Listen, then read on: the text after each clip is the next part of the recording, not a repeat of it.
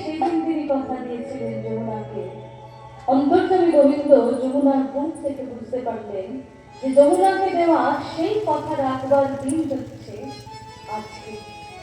যমুনাকে দেওয়া সেই কথা রাখবার জন্য গোবিন্দ শুরু করলেন নৌকা বিলাস লীলা। লীলা করবেন বলে তিনি প্রথমেই কি করলেন? প্রথমেই তিনি নিজে অপূর্ব সুন্দর করে একটি নাবিক সাজলেন, আর নিজে নাবিক সেজে সোনা রূপ হিরে মণি মাণিক্য দিয়ে অপূর্ব সুন্দর একখানি নৌকা তৈরি করলেন। কিরকম সেই নৌকাখানি? শির ছিল পরিধানী প্রবালো মুক্তানি,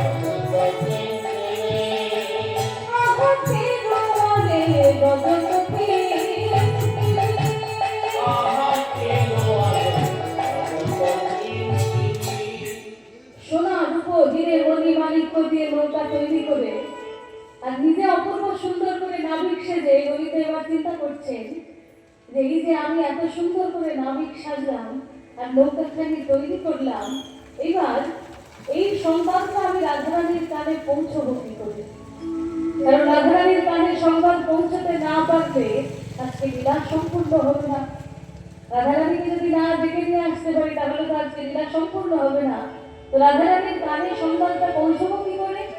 উপায় হচ্ছে একটাই, যমুনার কূলে বসে বংশীধ্বনি সংকেত করা, বাঁশি বাজিয়ে রাধারানীকে ডেকে নিয়ে আসা। তো যেটা চিন্তা করলেন যমুনার কূলে বসে বাঁশি বাজাতে আরম্ভ করলেন। আর সেই নির্জন মন্দিরে বড়িমাকে রাধারানী সেই বেদনার কথা জানাচ্ছেন যে বাঁশি বেঁধে আমাকে যখন তখন ডাকে কিন্তু আমি যেতে পারি না। সেই কথা বলতে না বলতে আবার সেই গোবিন্দের বাজানো বাঁশি রাধারানীর কানে প্রবেশ করল। যেই না বাঁশি প্রবেশ করেছে রাধারানীর কানে, রাধারানী বলে ওই দেখ বড়িমা, তোকে আমি এতক্ষণ যে কথা বলছিলাম সেই কথা তোকে বলতে না বলতে ওই দেখ আবার সেই ডাকাতে ঘর ভাঙানো কুলত্যাগী করা বাঁশি আবার বেজে গেল। বড়িমা বাঁশি বেজে আমাকে এরকম যখন তখন ডাকে, কিন্তু আমি যাই কি করে বলতে পারিস বড়িমা? বড়িমা বলে নাই, যারা কৃষ্ণ ভালোবাসে না, কৃষ্ণ নয়নে ধরে না, কৃষ্ণের উপাসনা করে না, তাদের থেকে কৃষ্ণ দর্শনে যাওয়ার উপায় হচ্ছে শনি বলে কৌশলে গোবিন্দ দর্শন। আজকে আমরাও দেখি ছলে বলে কৌশলে গোবিন্দ দর্শনে যাব। তো এই যে তোর কানে আজকে বাঁশি প্রবেশ করছে, তোর কি মনে হয় আজকে বৃন্দাবনে সবার কানে বাঁশি প্রবেশ করছে? সবাই এই বাঁশি শুনতে পাচ্ছে? সবার কানে বাঁশি প্রবেশ করছে না। এই জগতে অতি সুজন যারা, অতি ভাগ্যবান যারা, গোবিন্দ কৃপা করে যাদেরকে সেই বাঁশি শোনার মতো কান দিয়েছেন, বাঁশি শোনেন তারাই।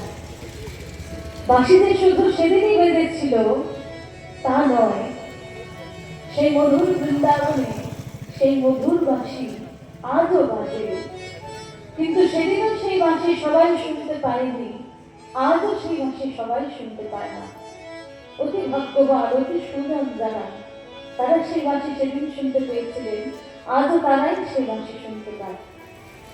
ভগবান বলছেন যে যথামান প্রকল্পান্তে তম তথৈব ভজাম্যহম, অর্থাৎ যে আমাকে যেভাবে ভজনা করে, যে আমাকে যেভাবে চায় সেইভাবে সেই রূপেই সে পায়।